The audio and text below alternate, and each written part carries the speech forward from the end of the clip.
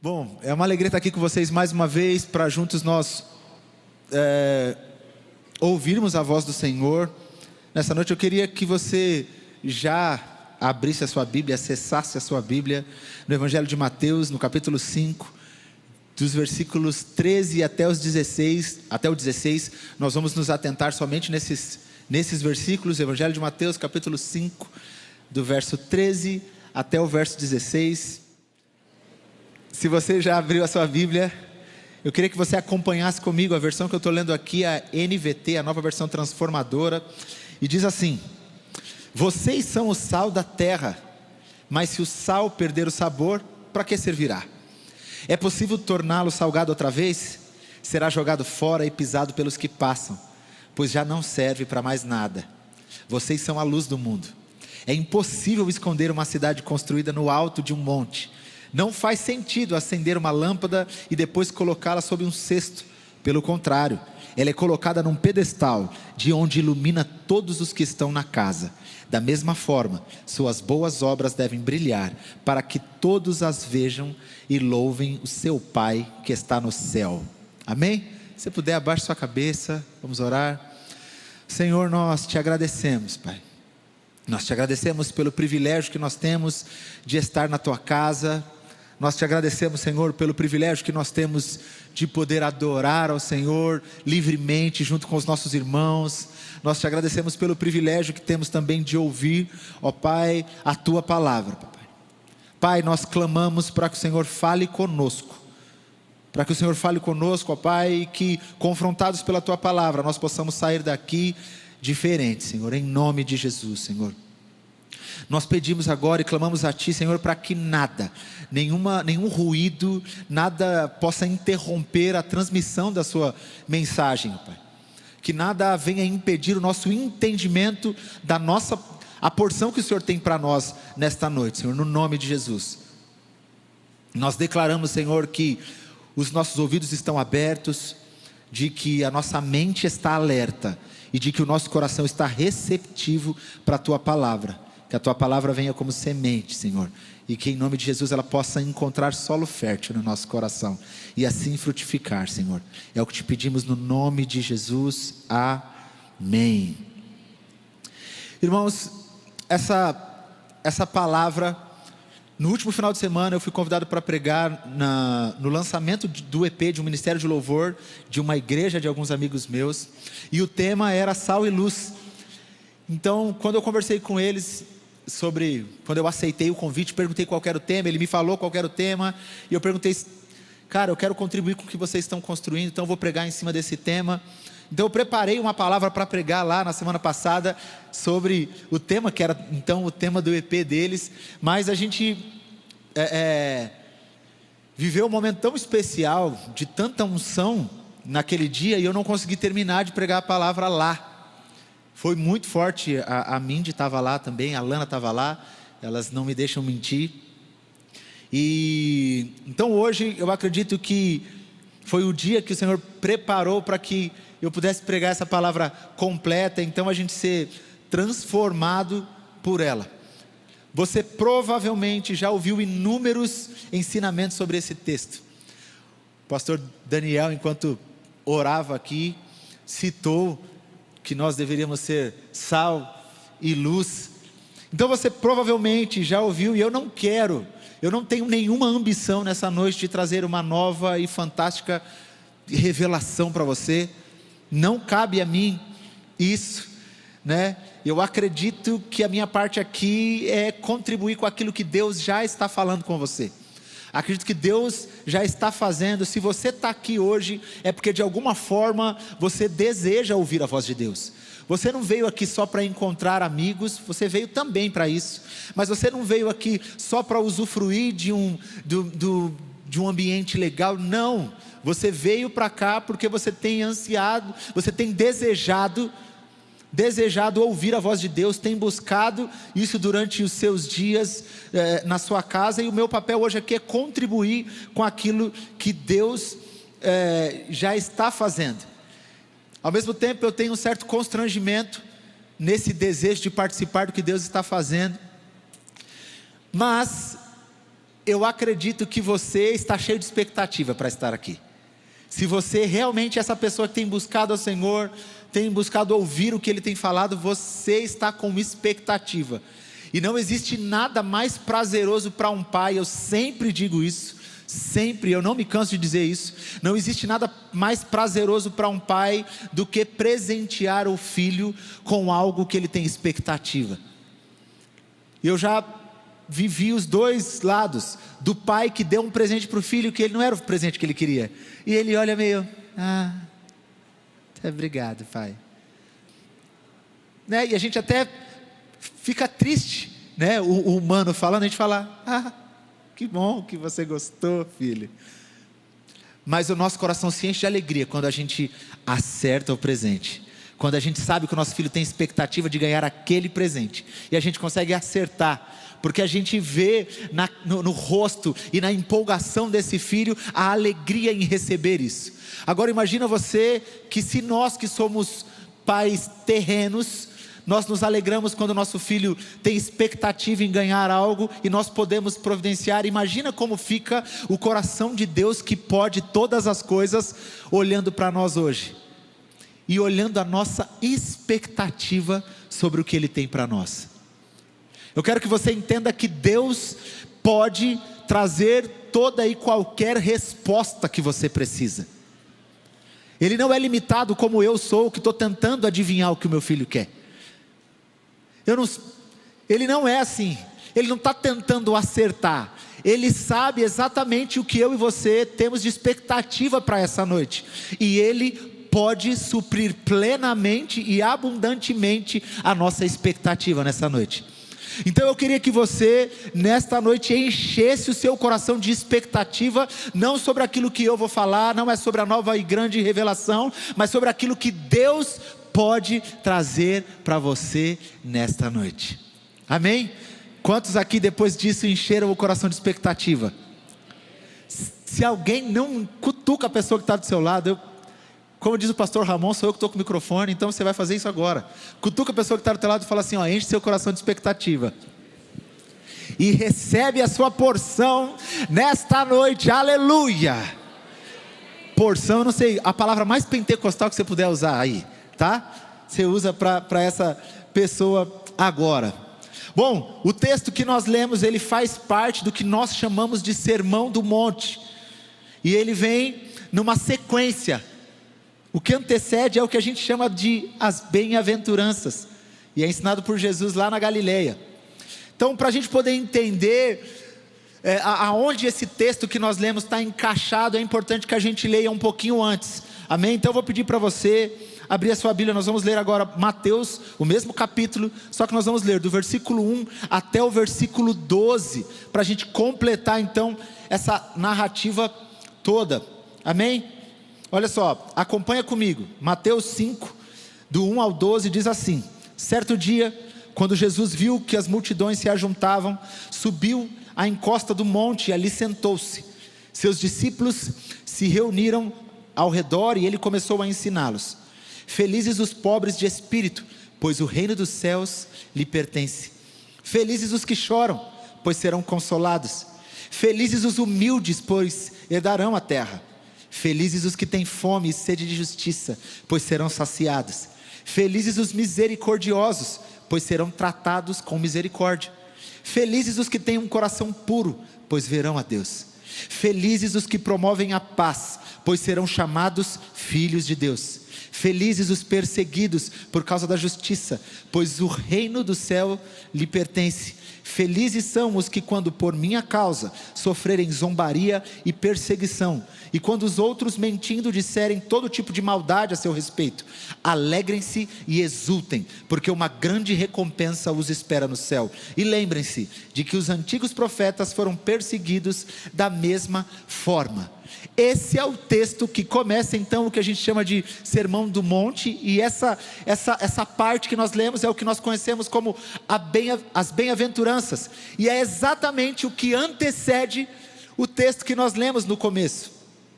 É importante a gente entender que o povo judeu naquela época, ele vivia sob o domínio do Império Romano, e de que tinha uma grande expectativa de um Messias, mas que alguém que fosse um Messias político e que ia libertar Israel.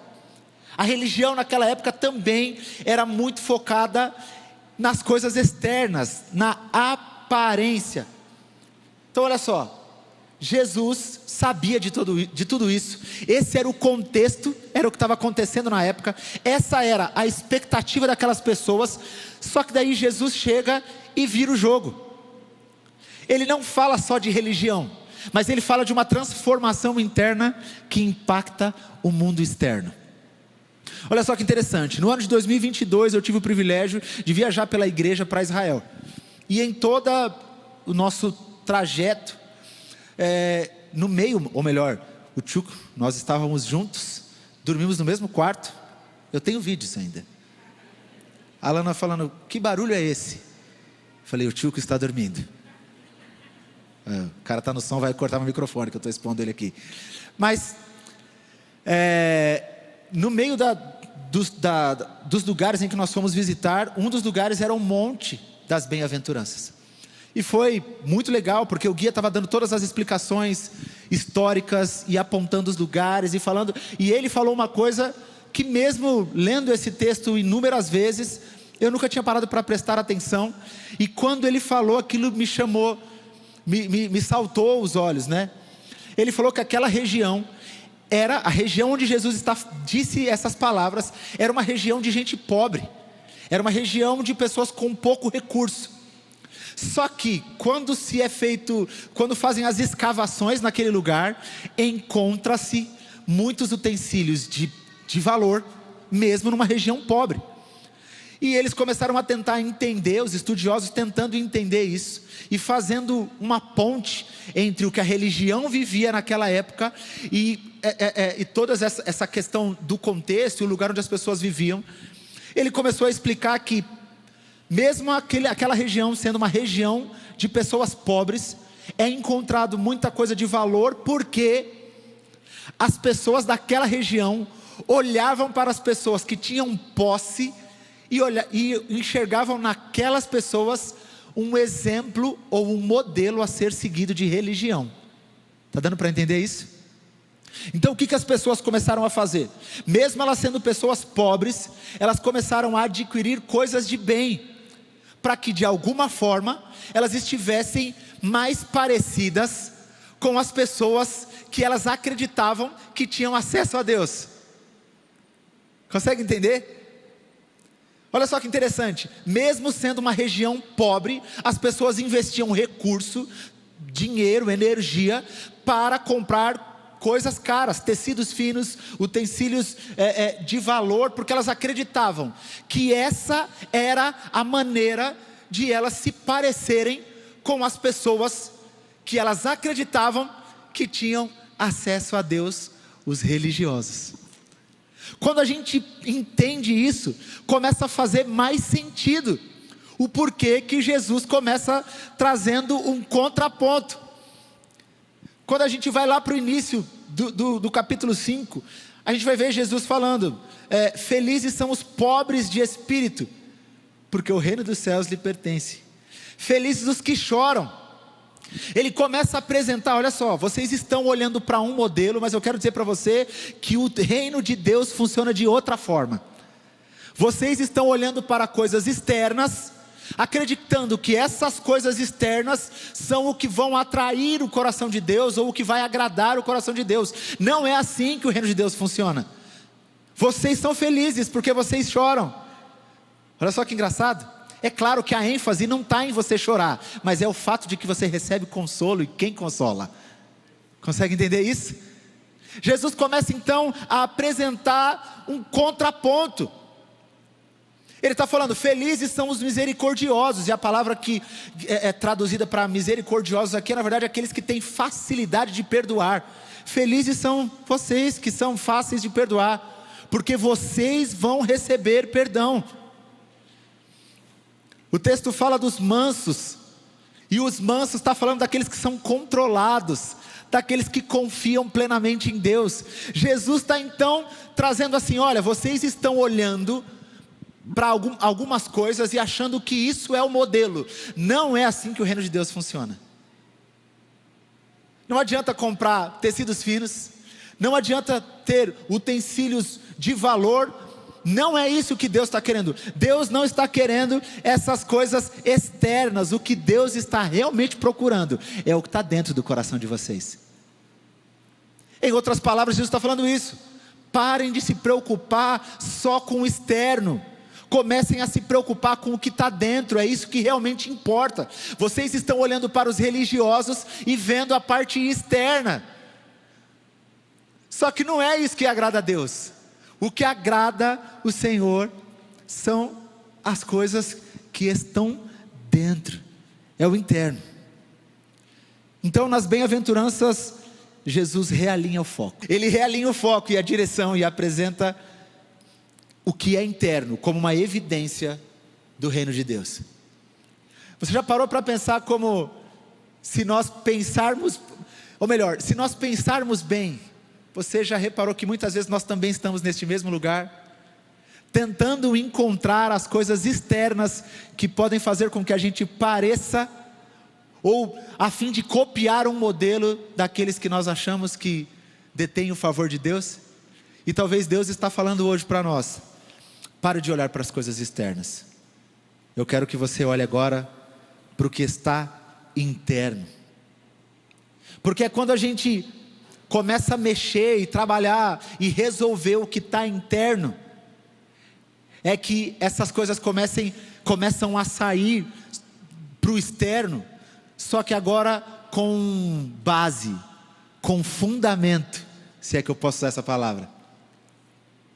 Primeiro, Jesus alinha então o interno, mas depois Ele vai falar também do externo. E é aqui onde a gente entra para então a nossa proposta do texto e para o tema, sal e luz. Jesus então primeiro alinha o nosso interno para então começar a falar daquilo que está externo. E quando Ele começa a trabalhar aquilo que está externo, a primeira coisa que Ele trabalha é a nossa identidade. Antes de Jesus dizer para aquelas pessoas, antes de Jesus falar o que eles deveriam fazer, Ele declara quem eles já são. Imagina só para você, imagina isso. Nós estamos falando de um povo que vivia um conflito de identidade. Não só que eles estavam tentando copiar um outro modelo, para então conseguir o favor de Deus, para poder agradar Deus. E aí Jesus fala: vós sois, ou vocês são o sal da terra. No versículo 14 ele diz: vocês são a luz do mundo. Ele começa a trabalhar a identidade de pessoas que estavam tentando copiar modelos. Vocês já são. Vocês não precisam copiar um modelo, não é isso. Vocês entenderam o que eu disse antes. Agora que vocês entenderam, vocês são sal. Vocês são luz. Jesus, em outras palavras, está dizendo: vocês não precisam copiar modelo, já existe algo dentro de vocês. E eu creio que Jesus está dizendo para nós hoje, aqui: vocês são. Você não precisa copiar o modelo. Deus derramou dentro de mim, dentro de você, algo que é só nosso, que é só seu. É engraçado, a gente conversou um pouco antes do culto com o pessoal do louvor do Tchuá, e a gente falou muito sobre isso, sobre a identidade. Deus não nos chamou para ser iguais uns aos outros. Deus colocou dentro de nós coisas que só a gente tem. Só você tem alguma coisa que Deus colocou dentro de você. As pessoas podem até olhar para você e falar assim: nossa, você é muito parecido com seu pai, você é muito parecido com a sua mãe. Olha só, o jeito de falar. Olha, fala, estou vendo a mesma pessoa aqui. Mas existe algo que Deus colocou dentro de você, que é só seu. Você não precisa copiar modelo. Você não precisa copiar uma forma. Você é algo que Deus já projetou para você. Sabe o que falta para nós muitas vezes? A gente voltar para o manual de instrução. Se você é como eu, os homens que estão aqui, nós odiamos manual de instrução. Eu não sei por que vem quando a gente compra coisas, porque a gente acha que sabe das coisas, e a gente começa a ligar os fios, e não, eu acho que é assim, eu acho que é desse jeito. Mas o manual de instrução, ele vem por um motivo. Ele vem para explicar exatamente qual é o aparelho que você comprou, no caso de um aparelho ou um móvel que você comprou, como que monta, como que regula, não é assim que vem? Foi Deus quem criou. Eu e você somos criação de Deus. Se existe alguém que sabe exatamente o que colocou dentro de nós, é Deus. Sabe o que está faltando? Está faltando a gente tomar posse, quando Jesus fala para a gente assim: vocês são. A gente está procurando resposta para as nossas questões, para a nossa identidade, em um monte de lugares, quando a resposta sobre a nossa identidade está em Cristo. É Ele quem diz quem somos, e é Ele quem diz qual é o nosso propósito. Jesus, quando fala da identidade, Ele não fala de uma identidade solta, só como alguém que estivesse dando um nome. Vocês são sal da terra. A gente vai falar um pouquinho sobre o sal, mas Ele já dá identidade e Ele dá propósito. O versículo 13 diz assim: vocês são o sal da terra, mas se o sal perder o sabor, para que servirá? É possível torná-lo salgado outra vez? Será jogado fora e pisado pelos que passam, pois já não servem para nada. Quando Jesus aponta o propósito dessa nossa identidade, Ele também devolve valor. Olha só que interessante. Observe que a primeira coisa que Jesus fala, quando Ele fala da identidade, é que nós somos o sal da terra. O sal, no contexto de Jesus, era algo valioso. Você provavelmente já ouviu falar que o sal era o que conservava os alimentos, e isso é uma verdade. O sal era usado para purificação em alguns rituais, e isso também é verdade. Mas o sal, ou a palavra salário, ela vem de salarium, que é associada historicamente ao pagamento ligado ao sal. Alguns soldados, alguns trabalhadores trabalhavam e recebiam o seu pagamento em porção de sal.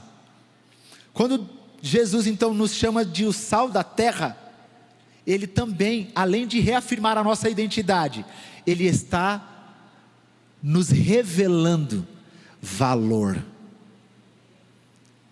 Ele está revelando que Ele não te chamou e te deu um nome sem propósito. Não, Ele te deu um propósito e te deu um valor. Porque naquele contexto as pessoas entendiam isso. Talvez para mim e para você hoje é difícil entender. Porque o sal que a gente na maioria das vezes consome é um sal refinado, que é barato, muito barato. Você não pagaria ninguém com sal. Eu ia em alguns eventos há algum tempo atrás, que era para levar um quilo de alimento não perecível. Eles pediam menos sal. Talvez para a gente agora não faz sentido, mas para aquela época, chamar de sal era algo incrível, porque sal era algo muito valioso. Jesus, entre muitas coisas, para esse povo que estava perdido de identidade, Jesus está falando assim: eu não só te devolvo identidade, mas como te dou uma identidade que tem valor. Valor de conservação, valor de purificação.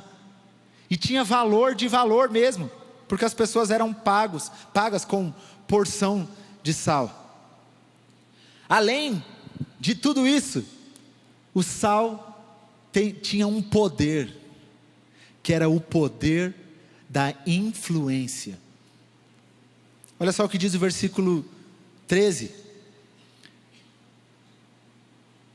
Bem no comecinho diz: mas se o sal perder o sabor, para que servirá?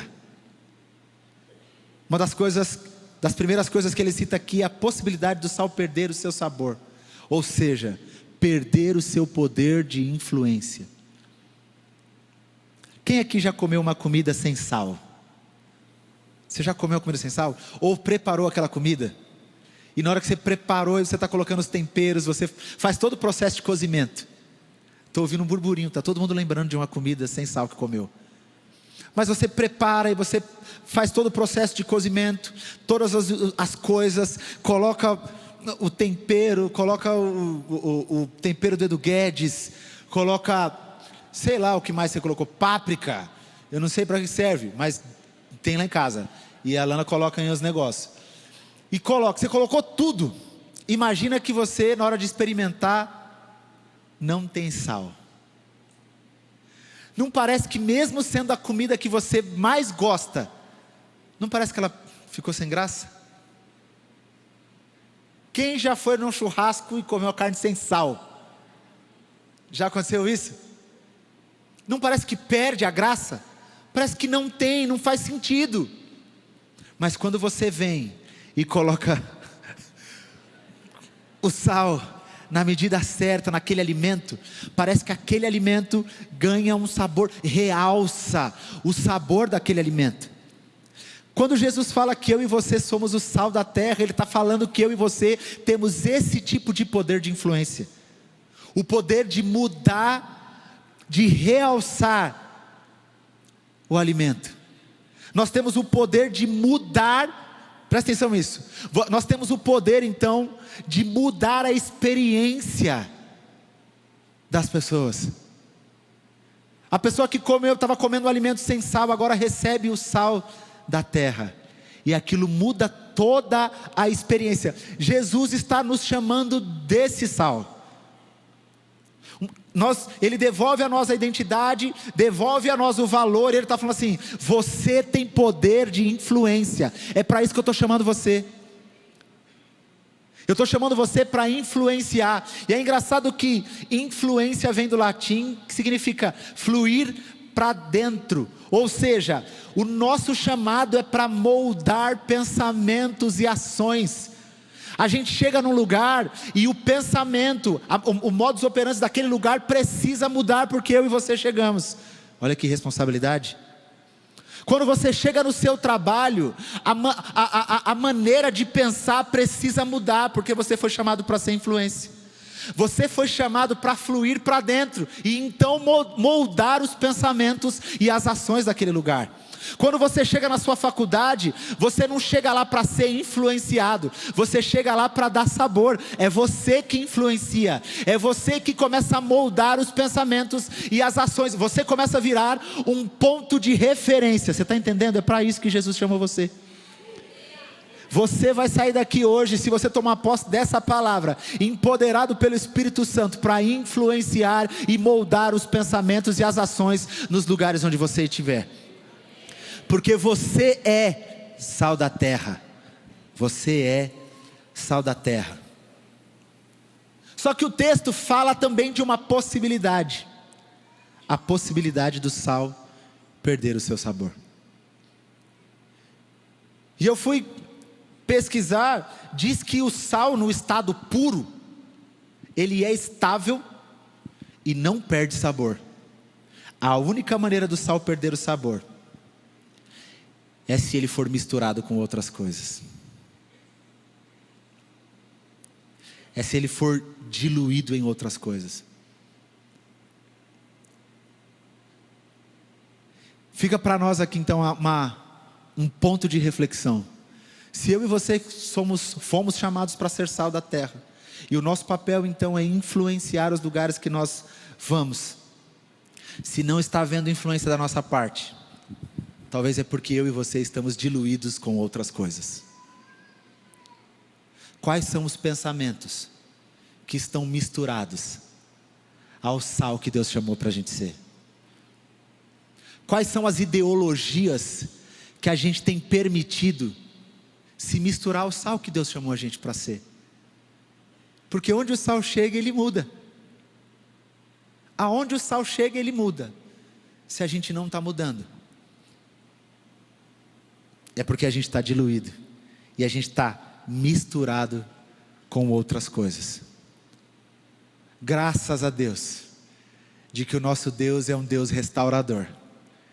E hoje a gente pode sair daqui, se a gente, por um acaso, se o Espírito Santo está falando com você, falando, está vendo? Você está diluído, você está misturado.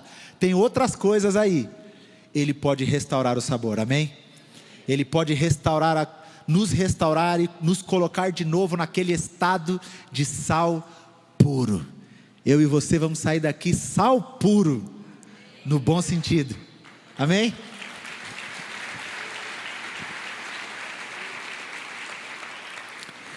Mas o texto não termina falando só do sal. Ele começa a falar da luz. E é engraçado que a luz para aquela época era uma necessidade. Ainda é para nós. Mas no versículo 14 ele fala: vocês são luz do mundo. Luz não era conveniência, era necessidade. Sem luz, a noite significa perigo e vulnerabilidade. Quando Jesus então chama alguém de luz, Ele não está chamando isso de uma maneira poética. Não é só poético, você é luz, olha como você brilha. Não, Ele está falando de que você é funcional, de que você tem uma função. Porque a luz tinha esse propósito, ela era funcional. A função era apontar para um propósito. O propósito de tirar o mundo da vulnerabilidade e do perigo. Já parou para pensar nisso? O nosso papel sendo luz do mundo é tirar o mundo da vulnerabilidade e do perigo. Ele não diz tenham luz. Ele diz sois luz. A nossa identidade vem antes da nossa tarefa. Apesar dele apontar para a funcionalidade, ele não diz tenham luz para iluminar as pessoas, ou para tirar as pessoas do perigo ou da vulnerabilidade. Ele fala não, sejam luz. A nossa identidade, ela vem antes da nossa tarefa. Não é apenas o que a gente faz, mas é o que a gente é. Uma coisa que ele fala sobre a luz, ele fala sobre a visibilidade. E é uma visibilidade com propósito. Ele começa falando, é impossível esconder. Olha só o que diz o versículo 14 e 16. Vocês são a luz do mundo. É impossível esconder uma cidade construída no alto de um monte. Não faz sentido acender uma lâmpada e depois colocá-la sobre um cesto. Pelo contrário, ela é colocada num pedestal, de onde ilumina todos os que estão na casa. Da mesma forma, suas boas obras devem brilhar, para que todos as vejam e louvem o seu Pai que está no céu. O 14, mais uma vez diz, é impossível esconder uma cidade construída no alto de um monte.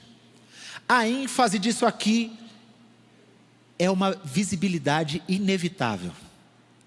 Quando eu e você assumimos o nosso lugar e entendemos a nossa identidade, de que nós somos o sal da terra, e aí nós entendemos que ele está falando sobre a nossa identidade, sobre o nosso propósito e sobre o nosso poder de influência. E quando ele fala que nós somos a luz, aqui ele fala sobre uma ênfase, ele dá uma ênfase numa visibilidade inevitável. É inevitável que eu e você começamos a chamar a atenção. Mas não é chamar a atenção para nós mesmos. É chamar a atenção para o propósito o qual nós somos chamados. Quem carrega a luz foi chamado para ser visto. Mas agora com o coração alinhado, tratado tudo aquilo que é interno, que a gente falou lá no começo, agora não mais para autopromoção. Você não é colocado num lugar onde as pessoas te enxergam para que você seja visto e para que a glória seja sua. Não, é para que seja um testemunho. Você foi chamado para estar em alguns lugares, sendo influência, e para ser percebido. Isso não tem a ver com autopromoção. Eu não estou falando que Deus está querendo exaltar você, não é esse o lugar. Mas é o lugar de influência. Martin Luther King tem uma frase célebre, que é atribuída a ele, que diz assim: o que me preocupa não é o grito dos maus, mas o silêncio dos bons. Eu e você fomos chamados para ser luz, e a luz chama a atenção, Muitas vezes nós estamos escondendo a luz. O texto fala que não faz sentido pegar uma luz e colocar ela dentro de um cesto. Não faz sentido, porque o propósito da luz é iluminar. Esconder a luz é negar o propósito. Você foi chamado para ser luz, e se esconder é negar o propósito. Quantas vezes eu e você temos esse poder de influência? Deus colocou as palavras na nossa boca, encheu o nosso coração, mas nós temos escolhido ser uma luz dentro do cesto. Nós somos luz, mas temos escolhido estar dentro do cesto. Versículo 15 diz assim, não faz sentido acender uma lâmpada e depois colocá-la sob um alqueire. Pelo contrário, o alqueire aqui é o cesto. Pelo contrário, ela é colocada num pedestal, de onde ilumina todos os que estão na casa. Acender a luz e escondê-la é contradizer a sua própria natureza. Esconder a luz é negar o seu propósito. Você foi chamado por Deus para ser luz. Não se esconda. Não se esconda. Cutuca a pessoa e fala: não se esconda. Não se esconda. O Senhor te chamou para ser luz. Assim como o sal tem o seu poder de influência, a luz também. O texto diz que ela ilumina a todos na casa. A luz não seleciona quem ela vai influenciar. Ela influencia todos os que estão perto dela. Quando a gente olha esse trecho que nós lemos lá do começo do versículo, do capítulo 5, no versículo 1, e nós vamos construindo toda a narrativa, a gente vai ver que tudo isso foi construído por Jesus. Jesus não começa dizendo: influencie o mundo. Nós finalizamos tanto o sal quanto a luz falando sobre a influência e o poder de influência que essas duas coisas têm. Só que Jesus não começou falando: ei, vocês influenciem o mundo. Não. Ele começa falando sobre aquilo que está interno. Ele fala: sejam humildes, sejam quebrantados, sejam controlados, tenham fome de Deus, sejam limpos, sejam misericordiosos, tratando tudo que a gente tem dentro, para depois ele falar: agora, depois de tratar tudo isso que está interno, a gente vai para o externo. Agora vocês são sal. Agora vocês são, e a identidade de vocês é reafirmada. Eu devolvo o valor para a identidade de vocês. Eu dou o propósito para vocês. E eu dou o poder de influência para vocês. Identidade, propósito e influência. Como você escolhe sair daqui hoje?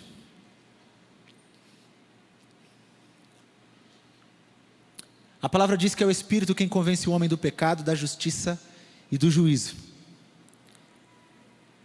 Mas existe uma parte que sou eu e você que fazemos. É a parte de decidir se nós vamos nos adequar àquilo que a palavra está dizendo ou não.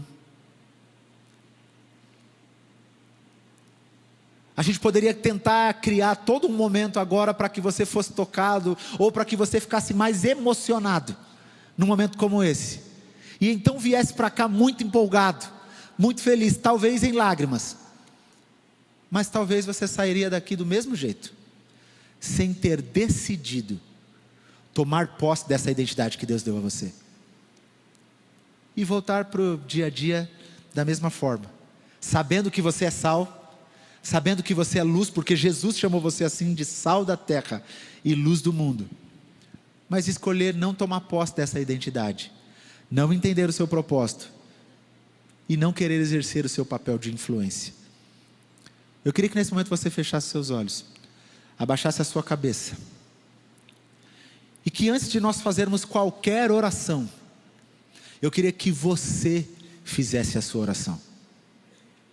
Diante de tudo aquilo que você ouviu, de tudo aquilo que o Senhor falou com você, e a minha oração é para que o Senhor complete aquilo que a minha limitação humana impediu você de receber, que o Espírito Santo complete, mas que você fizesse a sua oração agora. Como você escolhe sair daqui nessa noite? Você escolhe sair daqui sendo sal da terra e luz do mundo, e então a tomar posse do seu propósito e exercer o poder de influência que Deus derramou sobre você? A minha expectativa é que a sua resposta seja sim. A minha expectativa é que a sua resposta seja sim. Sim, Senhor. Eu quero sair daqui nessa noite tomando posse da minha identidade, abraçando o meu propósito e exercendo o poder de influência que o Senhor colocou sobre mim. Enquanto você está de cabeça baixa, você está fazendo a sua oração agora, eu queria falar com você que está aqui e que nunca entregou a sua vida para Jesus. Talvez não fez muito sentido você ouvir essa palavra, mas existe um questionamento no seu coração, que é o desejo de se colocar nesse lugar, de ser sal da terra e luz do mundo. Eu quero dizer para você que só existe uma forma de você se colocar nesse lugar, é entregando a sua vida totalmente e plenamente a Jesus nesta noite. Talvez você nunca tenha feito essa oração, mas hoje você quer fazer essa oração de entrega, e você quer falar: Senhor Jesus, eu quero entregar a minha vida para você. Eu quero ser sal da terra, e eu quero ser luz do mundo. E se você está aqui, entendeu essa mensagem e deseja hoje fazer essa escolha de entregar a sua vida para Jesus, eu queria pedir para que você levantasse a sua mão no seu lugar, declarando: eu quero entregar a minha vida para Jesus. Eu quero entregar a minha vida para Jesus. Acho que nós temos algumas mãos estendidas ali. Não sei se tem mais alguém que deseja entregar a vida para Jesus nesta noite. Eu vou pedir para você ser mais ousado. Você que levantou a mão, se você que levantou a mão desejando entregar a vida para Jesus nesta noite, puder vir aqui na frente, a gente queria só fazer uma oração com você. Prometo que a gente não vai demorar, vai ser rápido. Você que entregou a vida para Jesus, puder vir aqui na frente. Glória a Deus, glória a Deus, louvado seja o teu nome, Jesus. Deus é bom. Eu não estou vendo se tem mais alguém. Se tiver mais alguém, você está do lado de alguém que quer entregar a vida para Jesus, pergunta e traz essa pessoa para cá. Louvado seja o teu nome, Jesus. Glória a Deus.